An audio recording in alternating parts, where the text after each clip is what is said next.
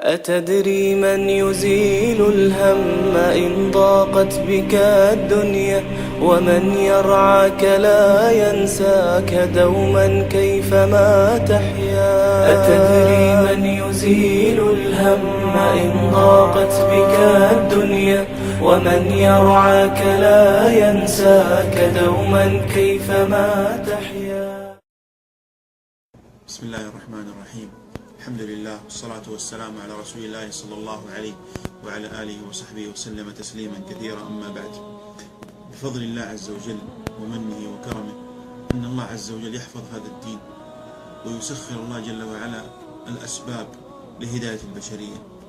ومن ذلك قصة ذكرها لي أحد الإخوة عن رجل يعيش في الغرب، هو مسلم وعايش في الغرب، وتأثر من بيئة الكفر ودخل في النصرانية، ثم لما الله عز وجل أراد به خيرا رأى رؤيا في المنام كانت سبب رجوعه إلى الإسلام. ما هي هذه الرؤيا؟ رأى في المنام رجل يحمل ورقة مثل هذه الورقة، وقال له: أنت تركت الإسلام، وأشار إلى الورقة، وأردت النصرانية. تركت الإسلام، وبدأ يطبق هذه الورقة كما ترون الآن. قال: تركت الإسلام وهو شهادة أن لا إله إلا الله وأن محمدا رسول الله. طبقها هكذا: شهادة أن لا إله إلا الله وأن محمدا رسول الله، وإقام الصلاة،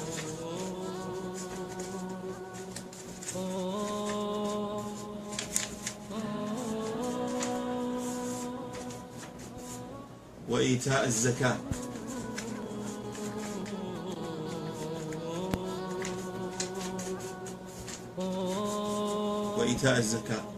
وصوم رمضان،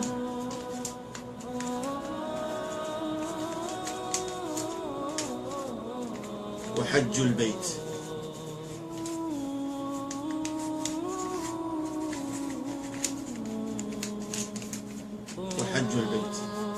تركت الإسلام، وهذا تركت الإسلام دين التوحيد هذا الواحد، وأردت النصرانية دين الثلاثة. وبدأ يفك هذا الورقة هكذا: ثلاثة، وأردت الثلاثة، فمصيرك هو.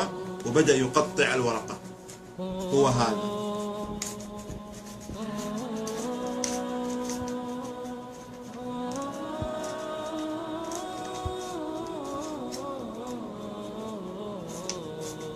وبدأ يقطع الورقة، والآن الرجل في المنام يرى هذا الرجل وهو يقطع الورقة، ويقول له: مصيرك هذا،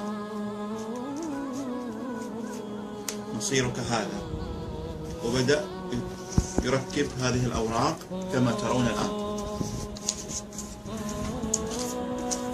انظروا هذه الأوراق،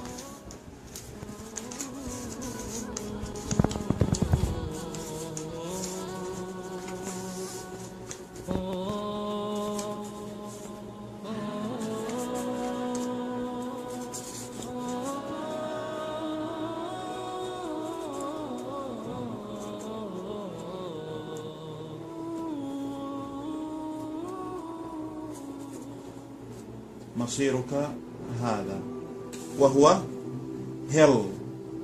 هل أي الجحيم. لماذا؟ لأنك من عباد هذا. فقام الرجل إسلامه على الفور، ورجع إلى الله عز وجل، وأنقذه الله عز وجل من الكفر. فإذا نحن قصرنا في الدعوة، الله عز وجل يسخر الرؤى والمنامات لرجوع الناس إلى الإسلام. الصلاة والسلام على نبينا محمد وعلى آله وصحبه وسلم. أتدري من يزيل الهم إن ضاقت بك الدنيا، ومن يرعاك لا ينساك دوما كيفما تحيا. أتدري من يزيل الهم إن ضاقت بك الدنيا، ومن يرعاك لا ينساك دوما كيفما تحيا.